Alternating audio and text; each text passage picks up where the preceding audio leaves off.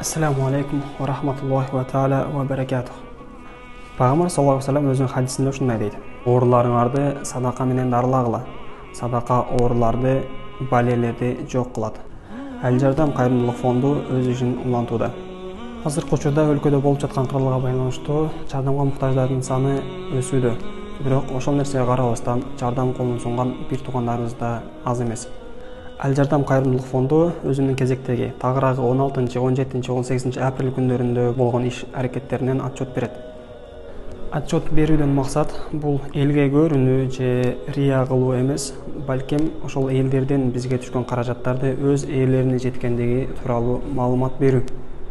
Ал жардам кайрымдуулук фонду ошол 3 күндө чогулган каражатты жарандардын өздөрүнүн үйүнө барып жеткизе албаса дагы кырдаалга байланыштуу банк аркылуу, эл соом капчыгы аркылуу 13 үй бүлөгө 1000 рубльдан которду.